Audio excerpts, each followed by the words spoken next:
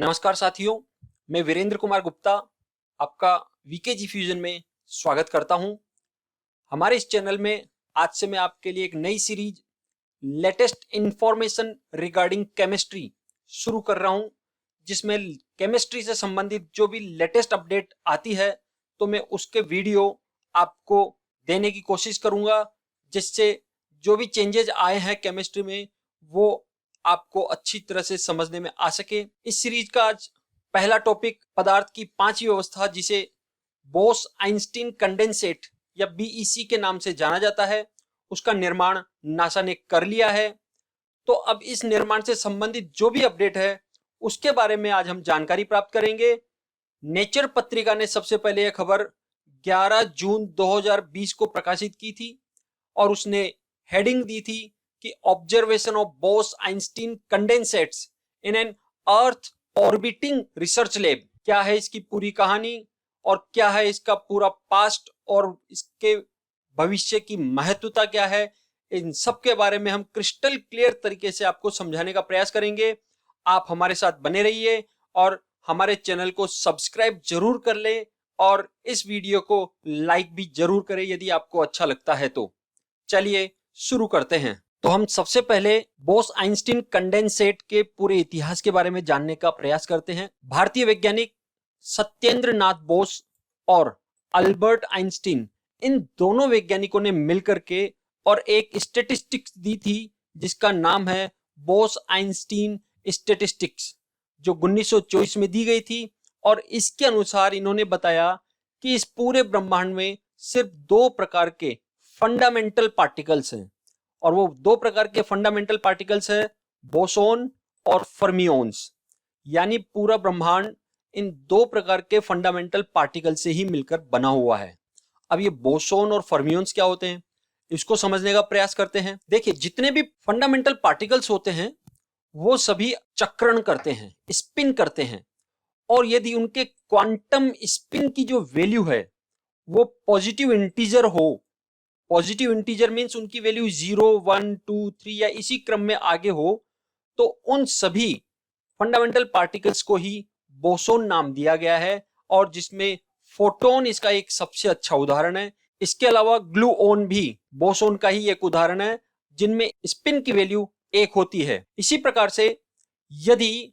Fundamental particles जो spin करते हैं, चक्रण करते हैं, उसका क्वांटम स्पिन की जो वैल्यू है वो ओड हाफ इंटीजर हो। ओड हाफ इंटीजर का मतलब हो गया 1/2, 3/2, 5, 7, 9, 11/2। तो इस तरह से यदि वैल्यू होती है तो वो ओड हाफ इंटीजर वैल्यू है। और यदि किसी भी फंडामेंटल पार्टिकल में क्वांटम स्पिन की वैल्यू ये आती है तो वो सभी फंडामेंटल पार्टिकल्स फर्मियोन्स कहलाते हैं। जैसे इलेक्ट्रॉन्स, प्रोटॉन्स, न्यूट्रॉन्स, ये सारे के सारे फर्मियोन्स की श्रेणी में ही आते हैं, क्योंकि इन सब में स्पिन की वैल्यू हाफ होती। तो अब सवाल यह उठता है, क्या कोई परमाणु भी बोसोन या फर्मियोन्स हो सकता है? जी हां, बिल्कुल हो सकता है। यदि कोई भी परमाणु है जिसमें fundamental particles electron, proton, neutron जो भी है, उन सभी के स्पिन्स का योग कर दें, हम उनको जोड़ दें, और जोड़ने के बाद वो हमारे को नॉन नेगेटिव इंटीजर अर्थात 0, 1, 2, 3 इस तरह से प्राप्त हो जाते हैं, तो वो एटम जो होगा, वो परमाणु होगा, वो बोसोन की कैटेगरी में आ जाता है। तो इस प्रकार ये तो बात हो गई बोसोन तथा फर्मियोन्स की। बाद में सत्येंद्र नाथ बोस और अल्बर्ट आइंस्टीन ने मिलकर के यह बताया कि जो भी बोसोन कण होते हैं, उन बोसोन कणों को बहुत कम टेम्परेचर, जिसको हम परम शून्य ताप 0 केल्विन टेम्परेचर कहते हैं, या डिग्री सेल्सियस में इसको -273.15 डिग्री सेल्सियस टेम्परेचर कहते हैं, इतने कम ताप पर इनको ठंडा किया जाता है, कंडेंस किया जाता है, मींस संघनित किया जाता है, तो हमारे को एक नई अवस्था प्राप्त हो जाती है, और उस नई अवस्था को बोस आइंस्टीन कंडेंसेट बीईसी नाम दिया गया, और इसी को पदार्थ की पांचवी अवस्था भी कहा जाता है। आप यहाँ चित्र में देख सकते हैं कि ये बहुत सारे परमाणु है जिनमें गतिज ऊर्जा है, थर्मल वेलोसिटी इनमें है, और ये गति कर रहे हैं लगातार, और जैसे जैसे इनमें टेम्परेचर डाउन करते हैं इनकी गति कम होती जाती है और इनमें तरंगीय गुण उत्पन्न होने लग जाते हैं, और धीरे धीरे टेम्परेचर डाउन करते रहने पर इन सभी में तरंग जैसे गुण आ जाते हैं, और फाइनली सबसे बड़ा आश्चर्य की बात यह है कि जब टेम्परेचर -273.15 डिग्री सेल्सियस हो जाता है तो उन परिस्थितियों में सारे के सारे परमाणु मिलकर के और एक सुपर एटम की तरह व्यवहार करते हैं और वो पूरा का पूरा एक सुपर एटम तरंग रूप में हमारे को दिखाई देता है। तो इस प्रकार से पांचवी अवस्था सुपर एटम वाली होती है जो तरंगीय गुण प्रदर्शित करती है। पदार्थ की चार अवस्थाओं के बारे में पहले से हमारे को जानकारी प्राप्त है। पदार्थ की तीन अवस्थाएं ठोस, द्रव और गैस तो हम जानते ही हैं, साथ में एक चौथी अवस्था जिसको प्लाज्मा अवस्था कहा जाता है वो भी ब्रह्मांड में पाई जाती है। और आप आश्चर्य करेंगे, ब्रह्मांड का 65% जो भाग है वो प्लाज्मा का ही बना हुआ है। और प्लाज्मा अवस्था कुछ नहीं है, सिर्फ गैसों को आयनीकृत कर दिया जाए संपूर्ण रूप से तो हमारे को प्लाज्मा अवस्था प्राप्त हो जाती है। तो इन चार अवस्थाओं के बाद फिर ये पांचवी अवस्था के बारे में 1924 में ही बोस आइंस्टीन ने हमारे को बता दिया था। लेकिन बोस आइंस्टीन ने उस समय सिर्फ इसकी हाइपोथेसिस दी थी कि हाँ ऐसा हो सकता है और पांचवी अवस्था प्राप्त हो सकती है, लेकिन इसे बनाया नहीं जा सका था क्योंकि उस समय इतनी ज्यादा रिसर्च हुई नहीं थी, नए नए हाईटेक उपकरण उस समय उपलब्ध नहीं थे। लेकिन बाद में जैसे जैसे हाईटेक उपकरण बनने लग गए उसके बाद में 1995 में सबसे पहले एरिक कॉर्नेल और कार्ल वीमेन ने मिलकर के और सबसे पहले रुबिडियम से बोस आइंस्टीन कंडेंसेट का निर्माण कर लिया था और धरती पर पहली बार पदार्थ की पांचवी अवस्था प्राप्त कर ली गई थी। साथ ही साथ एक और वैज्ञानिक थे वोल्फगैंग कैटरले, इन्होंने भी सोडियम धातु से पदार्थ की पांचवी अवस्था अर्थात बोस आइंस्टीन कंडेंसेट प्राप्त कर लिया था। पदार्थ की यह पांचवी अवस्था बहुत कम टेम्परेचर -273.15 केल्विन पर प्राप्त की गई थी और यदि इस अवस्था में थोड़ा सा भी यदि बाहरी प्रभाव पड़ता है तो तुरंत यह अवस्था बिखर जाती है। इसीलिए धरती की जो ग्रेविटी है, गुरुत्वाकर्षण प्रभाव है, उस गुरुत्वाकर्षण के प्रभाव के आगे यह अवस्था ज्यादा समय तक टिकी नहीं रह सकी और मात्र कुछ मिली सेकंड के लिए यानी 1 सेकंड से भी कम समय के लिए ही इस अवस्था को वैज्ञानिक प्राप्त कर सके। और नासा के द्वारा यह फोटो जारी की गई थी जिसमें हम साफ देख सकते हैं कुछ मिली सेकंड के लिए हमारे को यहाँ पर बोस आइंस्टीन कंडेंसेट पांचवी अवस्था प्राप्त होती है, लेकिन वो तुरंत वापस परमाणुओं में बिखर जाती है। और इस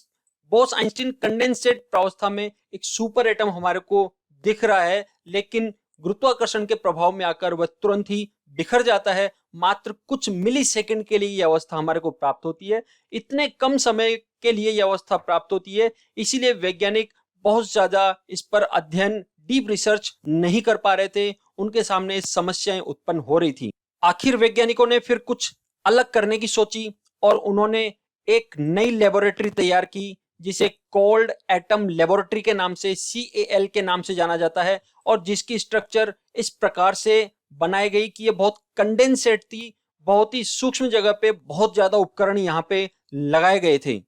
और इस कोल्ड एटम लेबोरेटरी को 2018 में वैज्ञानिकों ने रॉकेट के द्वारा लॉन्च किया और उसे इंटरनेशनल स्पेस स्टेशन, जो आपके सामने दिखाई दे रहा है, बहुत ही भव्य है, यहां पर इसको पहुंचाया गया और यहां पर आगे की रिसर्च की गई थी। और उसके बाद यहां पर लगातार रिसर्च चलती रही और रिसर्च का परिणाम फिर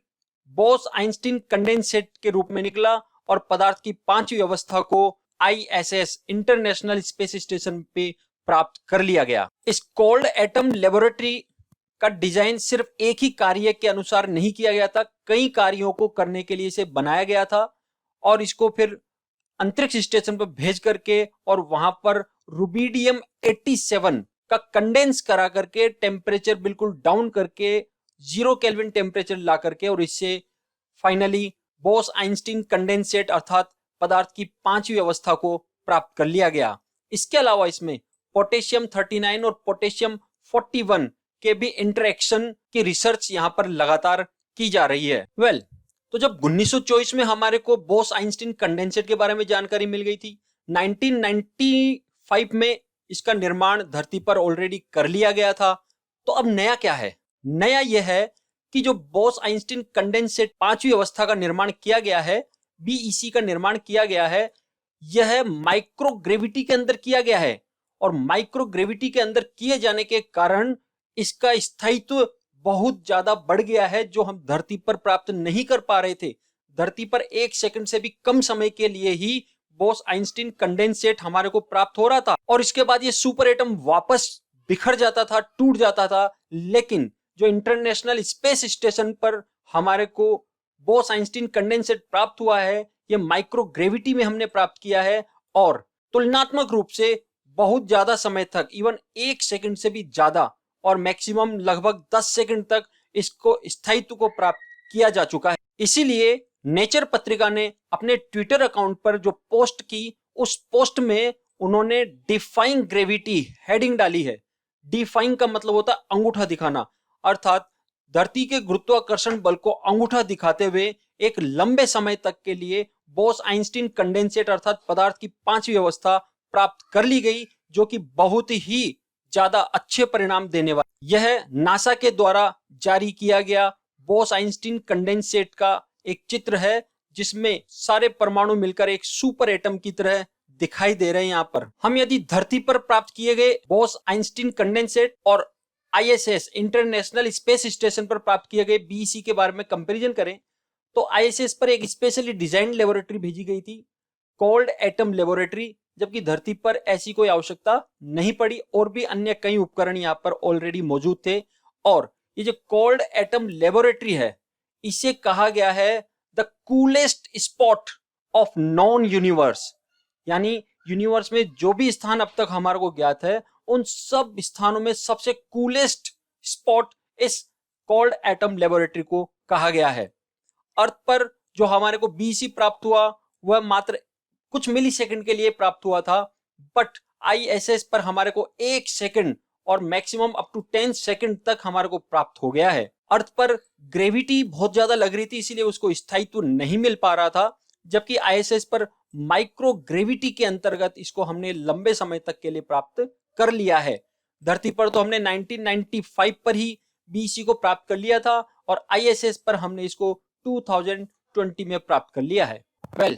वैज्ञानिक कहते हैं कि ये जो नई खोज हुई है, नया निर्माण हुआ है, इसका अध्ययन करके हम ब्रह्मांड की बहुत सारी छुपी हुई जानकारियां प्राप्त कर सकते हैं। स्पेशली डार्क एनर्जी के बारे में उन्होंने कहा है कि जो ब्रह्मांड में डार्क एनर्जी है, जिसमें जाकर के सब कुछ मिल जाता है और कुछ भी बाहर नहीं आ पाता है, सारी एनर्जी को वो सोख लेता है, उस डार्क एनर्जी के बारे में विशेष रूप से जानकारी इस निर्माण के बाद हम प्राप्त कर पाएंगे।